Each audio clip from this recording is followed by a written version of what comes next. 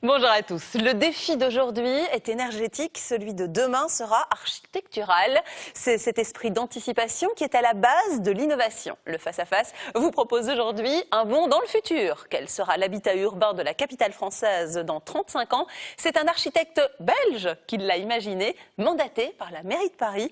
Bienvenue dans le face-à-face de Vincent Calbeau, à l'origine du projet pharaonique Paris Smart City 2050.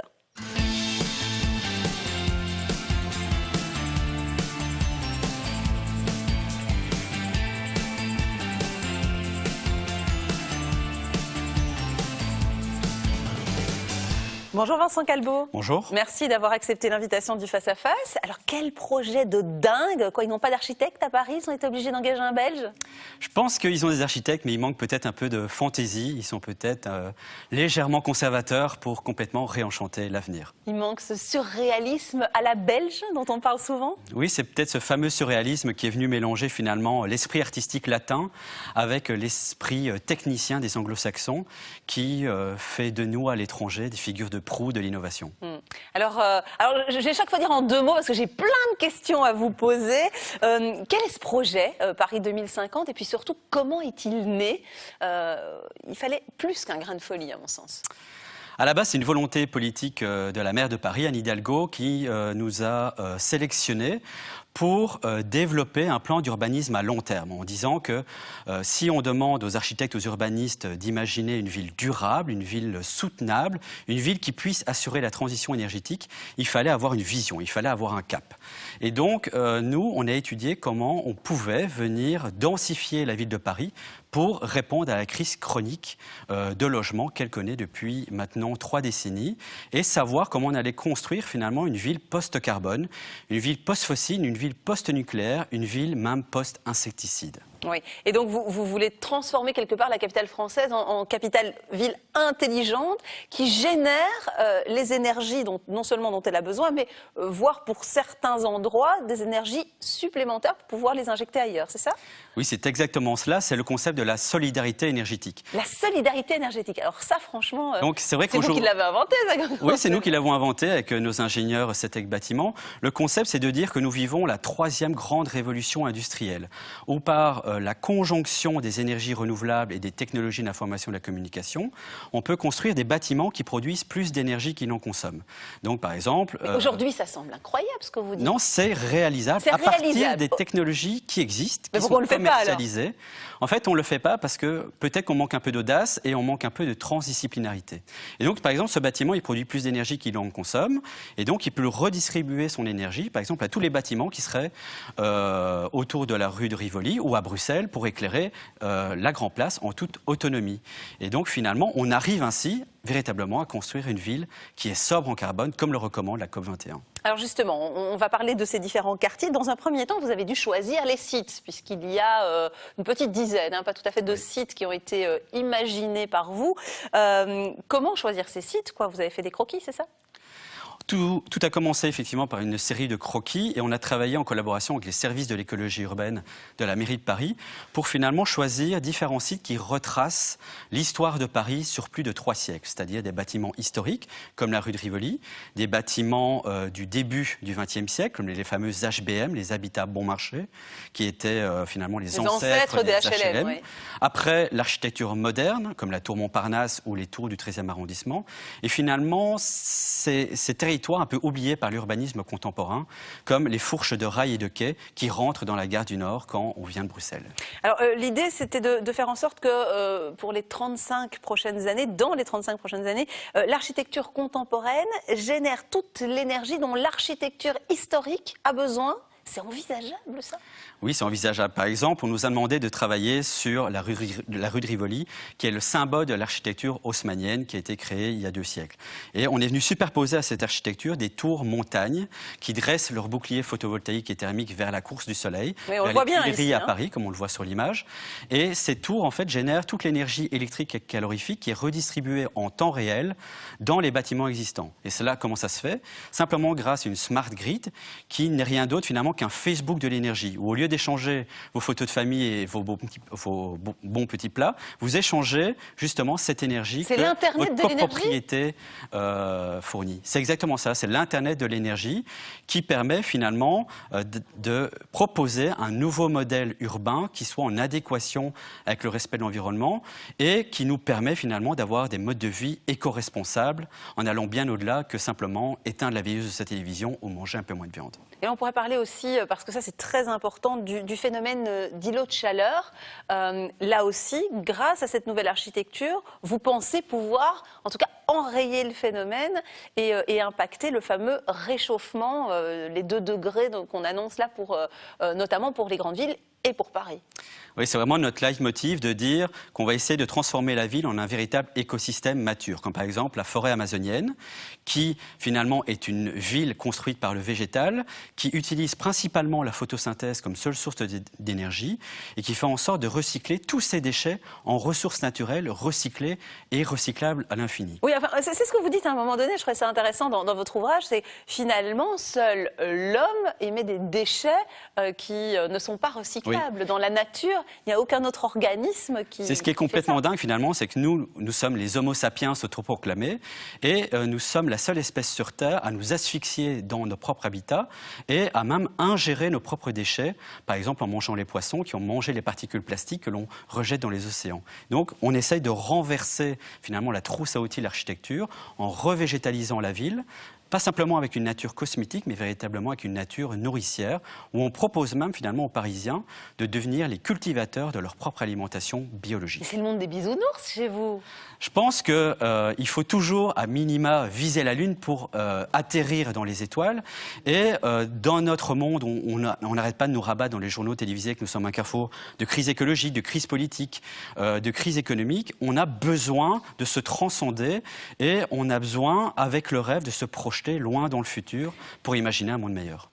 Prochain site sur lequel vous vous êtes penché, celui de la place de la Concorde et des bords de Seine. Alors ça, c'est un ouvrage un petit peu particulier, enfin ils le sont tous, hein, ceci dit, qui sert notamment au franchissement du périph', c'est bien ça ? Oui, le but, c'est de transformer le boulevard périphérique qui passe au-dessus de la Seine en une véritable forêt urbaine qui vient de cicatriser le centre historique avec les quartiers de banlieue. Et on a proposé donc la construction d'un véritable Ponte Vecchio, mais complètement revisité à la sauce du XXIe siècle. Et c'est un Ponte Vecchio qui est posé sur des piles qui intègrent des hydroliennes pour transformer l'énergie cinétique de la Seine en électricité et rendre ces tours habitées complètement autosuffisantes en énergie. Et elles sont mixtes, hein. Il y a d'un côté des bureaux, de l'autre côté des habitations. Exactement, ce sont des tours mixtes, une tour de logement et une tour de bureau. Comme ça, on chauffe la tour de bureau en journée et le soir venu, on réimpulse cet air chaud grâce à une ventilation double flux dans l'espace de logement, réduisant ainsi de 50% la facture énergétique du projet. Alors, autre site assez incroyable, le quartier latin, qui devient comme un Central Park à la verticale. Ce qui est super intéressant à Paris, c'est qu'on a la tour la plus belle du monde, la tour Eiffel, et selon les blocs d'architecture, la tour la plus moche du monde, qui est la tour Montparnasse. Ouais. Et cette tour hyper énergivore, qui a sonné le glas finalement de la construction en hauteur dans Paris, on a voulu la transformer en un véritable Central Park, mais rabattu à la verticale. On est donc venu enrouler une spirale qui vient intégrer des vergers communautaires des jardins autour de la structure, pour permettre aux Parisiens de venir cueillir leurs poires, leurs pommes, leurs framboises, leurs fraises dans le ciel de Paris. Mais c'est possible ça ? Donc, non seulement... D'abord, Vincent, il faut quand même le temps aussi de commencer à aller faire son potager, d'aller planter ses fraises là-haut. Ici, l'objectif, c'est bien sûr aussi de rapatrier l'agriculture et les agriculteurs au cœur de la ville. Et ce qui est magique aussi dans ce concept, c'est qu'on peut utiliser tous les déchets organiques qui sont rejetés par cette culture maraîchère et faire en sorte de les filtrer par des façades de bioréacteurs d'algues vertes qui fourniraient l'énergie calorifique et l'énergie électrique pour rendre cette tour autosuffisante en énergie. Et donc là, on est vraiment dans l'intelligence de la construction en venant fusionner les sciences, l'ingénierie et l'architecture. On a l'impression d'être un peu sur la planète d'Avatar, hein, quand on regarde vos croquis, un peu de ça aussi. Prochaine question, la question Facebook, justement, vous aussi, vous avez été intrigué par cet ouvrage. Et la question, Vincent, est posée par Jocelyne de Durbouy, qui nous demande si un projet comme celui-là est chiffrable, et si oui, est-ce que, justement, vous l'avez chiffré ?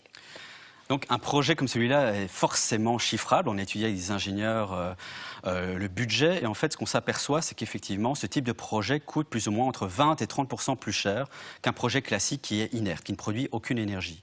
Et donc, nous, ce qui nous intéresse, c'est de travailler avec les économistes contemporains pour changer l'échelle du temps et dire que si, pendant 10 ans, ce type de bâtiment permet de faire de grandes économies d'énergie, en baissant de 50 à 100% la facture énergétique, on peut ainsi impacter la plus-value initiale du coût de construction. Donc finalement, tout ça est question de calcul, quoi. Allez, prochaine séquence, c'est la question surprise. Et cette question, Vincent, vous est posée par le comédien Olivier Saladin. Qu'est-ce que vous avez dans votre frigo, là, à l'heure actuelle, là, tout de suite?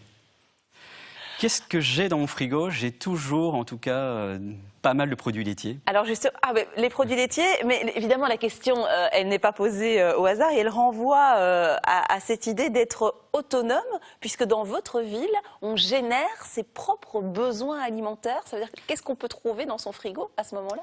Ça veut dire que dans son frigo, on peut trouver des produits laitiers, on peut trouver des œufs et on peut surtout trouver des fruits et des légumes biologiques qui seraient cultivés au cœur de la ville.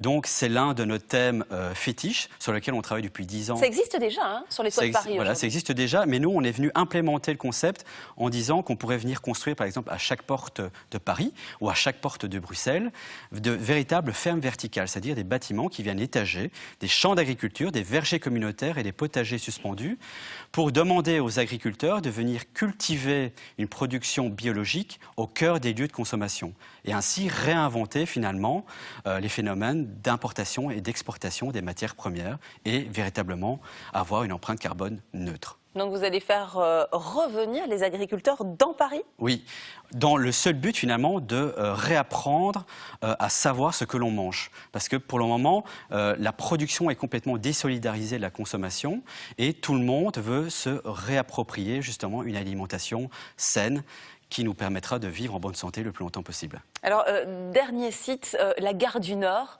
Quand on connaît un petit peu la gare du Nord, vous l'avez imaginé, c'est une mangrove urbaine où vous faites travailler tout le monde, mais sans s'en rendre compte en fait, c'est ça?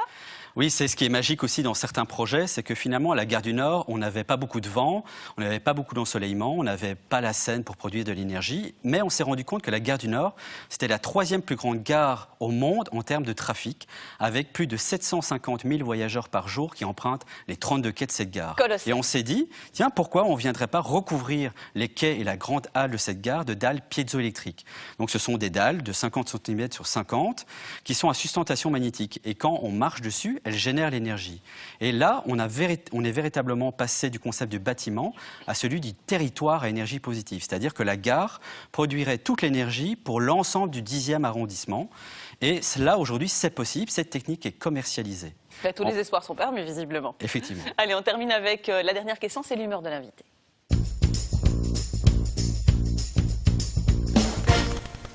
Vincent, on vous demande d'y répondre en choisissant une petite émoticône. Vous savez, ces petits emojis qui ponctuent les textos et autres SMS. Alors, que répondez-vous à ceux qui disent que finalement, le constat, en définitive, est effroyable? Parce que si ce concept de solidarité énergétique est tout à fait faisable, comme vous l'avancez aujourd'hui, ça veut dire que depuis toujours, on s'est trompé, on a pris la mauvaise direction de l'énergie fossile depuis le départ.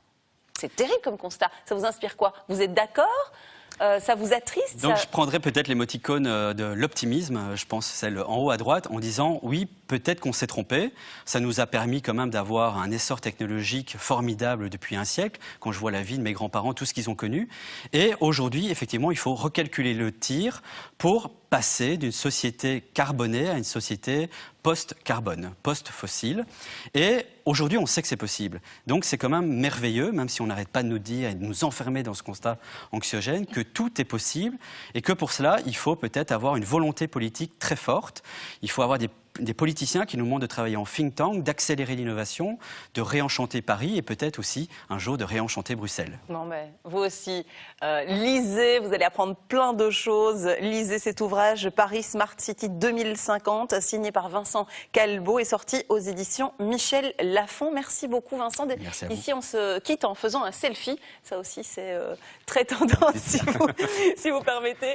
Et ce selfie on le retrouve sur la page Facebook d'RTL TVI. Merci à vous et très bel après-midi. À bientôt.